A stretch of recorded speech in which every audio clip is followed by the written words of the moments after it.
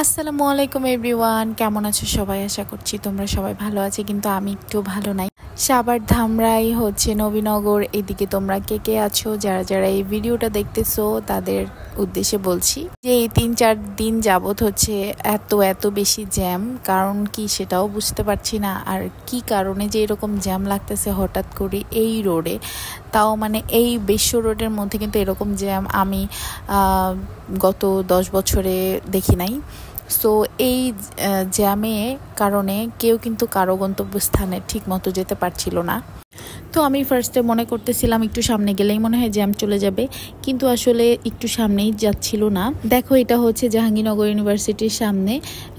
এইটা গিয়ে একদমই নবীনগর পর্যন্ত, নবীনগরের পর পর্যন্ত এই জ্যামটা।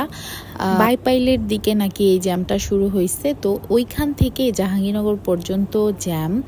তো আমি জানি না যে এর পর পর্যন্ত আছে কিনা, কারণ আমি এই পর্যন্তই আসছি। তো এরকম গাড়ি ঘোড়া যদি অফ হয়ে থাকে তাহলে কেউ কারো গন্তব্যস্থানে কিন্তু যেতে পারবে না। দেখো, এই যে ট্রাকগুলো, এগুলো কিন্তু জাস্ট বসায় রাখছে, কারণ ওরা কোনো দিকেই যেতে পারছিল না।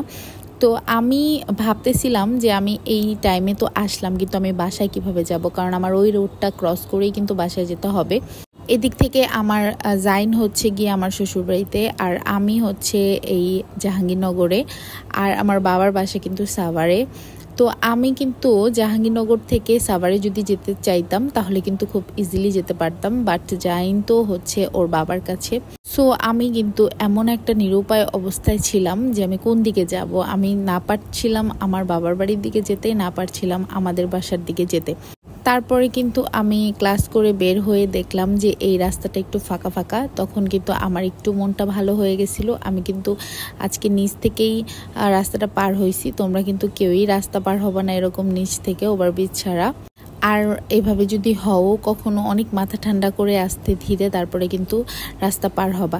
এই যে দেখো, সবাই হেঁটে যাচ্ছে, কারণ আমাদের একটা বাসে উঠাইছিল।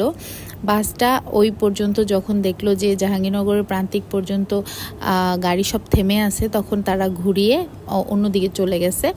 এই জন্য কিন্তু হেঁটে হেঁটে আমি এখানে আসছি। ভাই, এত রোদের মধ্যে হাঁটতে হাঁটতে জীবন শেষ, তার মধ্যে আমার পায়েও একটু ব্যথা। সো আমার হাঁটতে হাঁটতে জীবন শেষ। তারপরে যাই হোক, প্রান্তিক পর্যন্ত এসে আমি প্রান্তিকের শাড়ির দোকানগুলোতে ঢুকছিলাম। ওখানে গিয়ে ভাবলাম একটু রেস্ট করি। এর মধ্যে তোমাদের ভাইয়াকে ফোন করছিলাম যে এই অবস্থা, কি করব। তো তোমাদের ভাইয়া বলতেছে, আচ্ছা তাহলে তুমি থাকো, আমি জাইনকে খাইয়ে তারপরে আমি আসতেছি, তোমাকে নিয়ে যাব বাইকে করে। তো ভেতর দিয়ে যদি আসতো তাহলে কিন্তু ভালো হইতো। পরে আমি চিন্তা করলাম, জাইন তো বাসায় একা, তাহলে ও যদি চলে আসে তাহলে জাইন কার কাছে থাকবে? ওর দাদুর কাছে থাকলেও কান্নাকাটি করবে। এই জন্য কিন্তু আমি আসতে না করছি। আমি বলছি আচ্ছা সমস্যা নেই, আমি যেভাবে হোক আসি। দেখো, এখন 1:45 বাজে। আমি কিন্তু বাসে উঠছি, রওনা করছিলাম 12টার দিকে। তো অলমোস্ট 2 ঘন্টা হয়ে গেছে। তারপরও আমি কিন্তু নবীনগরের এই পারেই আসি।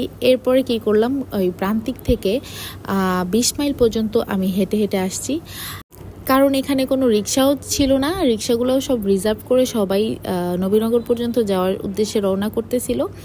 তো যাই হোক, একটা গাড়ি পেয়েছিলাম, সেটাও সাভার পরিবহন, যেটা বাইপাইলের দিকে যায়। আমি চিন্তা করতেছিলাম যে আচ্ছা যাই হোক, নবীনগর পর্যন্ত গিয়ে ওখান থেকে একটু হেঁটে যদি এই পাশে উঠতে পারি আমি বাস। এরপরে কিন্তু আমি ওই বাসটায় উঠে গেছি।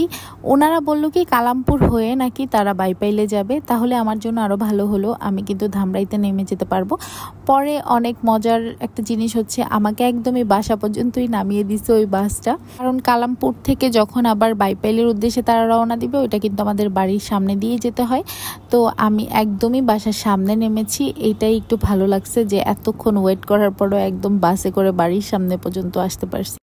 দেখতেছো, সবাই হেঁটে হেঁটে যাওয়ার উদ্দেশ্যে রওনা করতেছে, কারণ কতক্ষণ আর বাসে বসে থাকবে। আর এত বেশি গরম ছিল, বাসের মধ্যে পুড়ে যাবে এরকম একটা ভাব। কারণ দেখো রাস্তায় কি রোদ, মানুষ কিন্তু পুরো পাগল হয়ে যাচ্ছিল। তারপরে কিন্তু কিছুই করার নাই, সবাই হেঁটে হেঁটেই রওনা করছিল।